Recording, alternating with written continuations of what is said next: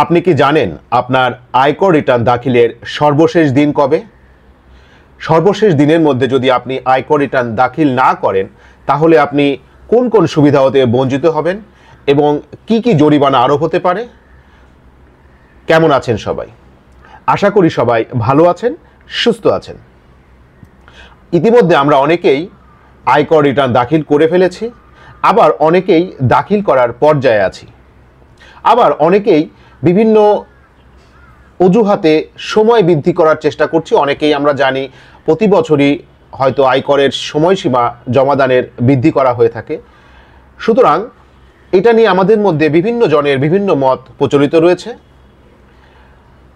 আমরা জানি এবছর সাধারণ ব্যক্তি শ্রেণীর করদাতার ক্ষেত্রে আয়কর রিটার্ন দাখিলের সর্বশেষ দিন 30শে নভেম্বর 2025, অর্থাৎ আপনার 2024-25 সালের যে আয়, ব্যয়, সম্পদ, দায় বিবরণী আছে এটির জন্য আয়কর রিটার্ন দাখিল করতে হবে 30শে নভেম্বর 2025 তারিখের মধ্যে। তবে যারা নতুন করদাতা অর্থাৎ যারা আগে কখনো রিটার্ন দেননি তাদের ক্ষেত্রে এই সময়সীমা আগামী বছরের 30শে জুন 2026 পর্যন্ত চলমান থাকবেন। অর্থাৎ যারা নতুন করদাতা তারা আগামী বছর 2026 সালের 30শে জুন তারিখের মধ্যে যে কোনো সময় অনলাইনে ওনাদের রিটার্ন পূরণ করে জমাদান করতে পারবেন কোনো প্রকার জরিমানা ছাড়াই। তো আমরা জানলাম আয়কর রিটার্ন দাখিলের সর্বশেষ দিন 30শে নভেম্বর সাধারণ ব্যক্তি শ্রেণীর করদাতার ক্ষেত্রে। এখন জেনে নেই আপনি যদি এই 30শে নভেম্বর তারিখের মধ্যে আপনার আয়কর রিটার্ন দাখিল না করে সেক্ষেত্রে আপনার কী ধরনের সমস্যার সম্মুখীন হতে পারেন। প্রথমত, আপনি যখন আয়কর রিটার্ন দাখিল নির্দিষ্ট তারিখের মধ্যে করবেন না সেক্ষেত্রে আপনি কর অব্যাহতি বা কোনো প্রকার কর ছাড় পাবেন না। উদাহরণ হিসেবে আমরা বলতে পারি আপনার আয়ের উপর যে কর দেওয়া হয়, আপনি সরকার নির্ধারিত বিভিন্ন ইনভেস্টমেন্টে বিনিয়োগ করলে সেখান থেকে নির্দিষ্ট হারে কর ছাড় পেতে পারেন।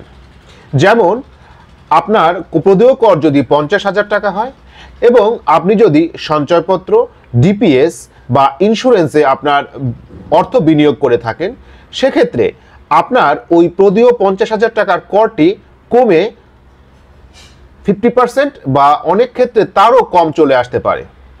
আপনি যদি নির্ধারিত সময়ের মধ্যে রিটার্ন দাখিল না করেন তাহলে আপনি এ ধরনের কোনো প্রকার অব্যাহতির সুবিধা পাবেন না, যা আপনার কর দায়কে অনেকটাই বাড়িয়ে তুলবে এবং আপনি ফিনান্সিয়ালি ক্ষতিগ্রস্ত হবেন। এছাড়াও আমরা জানি বিভিন্ন সুবিধা পাওয়ার জন্য আমাদের ইনকাম ট্যাক্স রিটার্নের যে অ্যাকনলেজমেন্ট স্লিপ বা ট্যাক্স সার্টিফিকেট জমা দিতে হয়।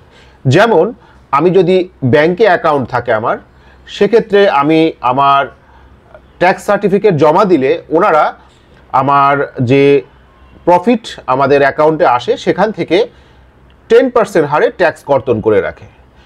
কিন্তু যদি আমি এই রিটার্নের কপি বা অ্যাকনলেজমেন্ট স্লিপের কপি জমা না দিই সেক্ষেত্রে ওনারা 15% হারে আপনার কাছ থেকে ট্যাক্স কর্তন করে রাখবে।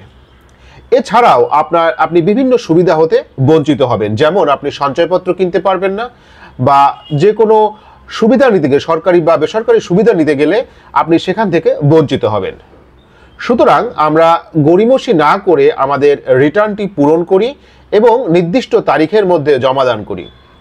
আমরা শেষ সময়ের অপেক্ষা না করে এখনই রিটার্ন সম্পর্কিত কাগজপত্র সংরক্ষণ করি এবং সেখান থেকে রিটার্ন প্রস্তুত করি। শেষের দিকে অযথা হ্যাসেল নেবেন না, কারণ আমরা বাস্তব অভিজ্ঞতা থেকে দেখি আমরা শেষ সময়ে যখন পূরণ করতে যাই রিটার্নটি তখন দেখা যায় আমাদের বিভিন্ন ইনফরমেশনের ঘাটতি রয়েছে, যা আমাদের মেন্টাল স্ট্রেস এবং ফিনান্সিয়ালি আর্থিক ক্ষতির কারণ হয়ে দাঁড়ায়। সুতরাং আমরা এখনই আমাদের আয়কর রিটার্ন সম্পর্কিত কাগজপত্রগুলো সংগ্রহ করি এবং রিটার্ন পূরণ করে জমাদান করি, সকল সুবিধা গ্রহণ করি।